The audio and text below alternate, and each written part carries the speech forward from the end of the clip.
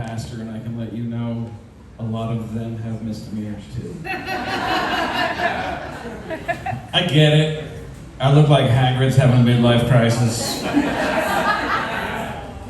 If you follow me on Instagram, it's Leroy Firwood, and you'll see that I'm pretty much exactly like Hagrid having a midlife crisis. During this thing that happened last year, I bought a 2019 Transit van and I built the whole thing out. And I drove it around the country. I went 12,000 miles and I hit 30 states. And I can tell you without a doubt, most of those states suck. They are horrible. You have to come back through Wyoming and then Idaho. What kind of sick fucking joke is that?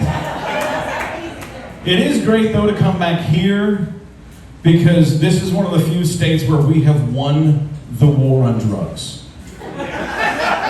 Drugs have won. And when you live in a van, you really want to be one edible away from not doing anything else for the rest of the day. That's where I was at most days. In Delaware, you can't do that. In Idaho, you so need to do that. I had to come back early from this road trip because my girlfriend started getting a rat problem in her house, and she's deathly afraid of rats. So I drove back like 4 states in like one day just to get back. And I negotiated with her free blowjobs for every rat I had. I hit those 4 states for a reason. It had been a while, okay? I can just let you know that was a great negotiation tactic. There was a rat problem. And side note, you can get rats for $3.99 at Petco. Best money I ever spent. And don't feel bad for the rats. They're feeder rats. They're meant to feed snakes. There was a snake that was getting fed one way or another. Yeah.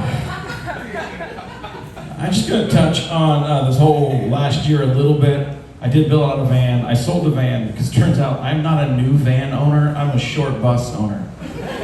So now I own 2 short buses. This midlife crisis thing is going good. Yeah, it's going real good. I did have a rough patch though during the pandemic. I ran out of toilet paper. Anyone else ran out of toilet paper? It got so bad I had to name my butthole Annie. It was orphaned. It had a little red hair looking thing on it. I farted once and it was like, the sun will come out. And I was like, no. I put on a little bit of weight during COVID, just a little bit. A friend of mine, before it all started, says every 5 years you can gain 5 pounds and be healthy. But my exact calculations, it was 3 decades ago when this whole thing started. I am body positive though. I don't mean to shame anything. I'm body positive. But my body is absolutely positive if I gain 5 more pounds, my knees are going to give out. It's really rough.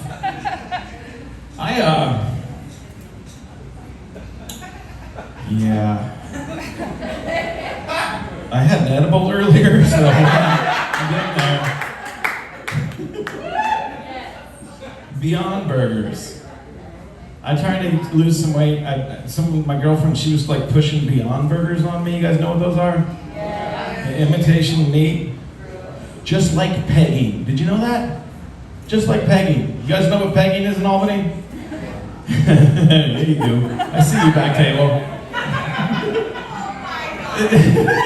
She's all bright red and laughing, so I don't know what's going back down there. You guys are real big into Beyond Burgers. Anyway, let's get back to the joke. Beyond Burgers are just like pegging because it's imitation meat between your buns. See, that's where I was trying to go with that before ADHD hit me. So, all right, Albany. There's like 3 dudes in here who will never eat Beyond Burgers again, and they have a reason now. And they're like, thank you. Comedy is worth it. I will never have to eat that again. Going back to Fish Fridays.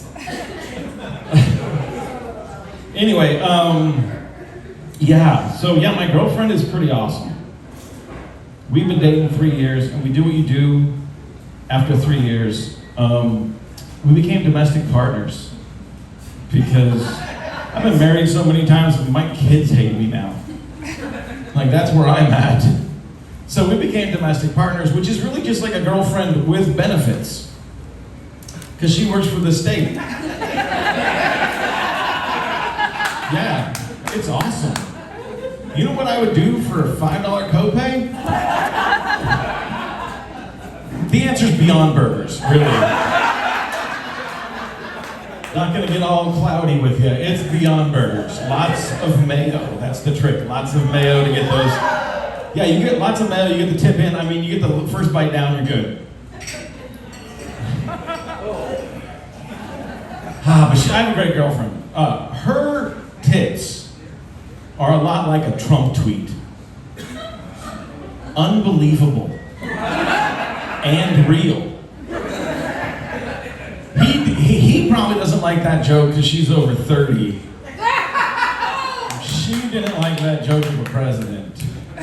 But, much like when I started telling this joke back in February, I really haven't seen a tweet or a tit since. So that's where I'm at.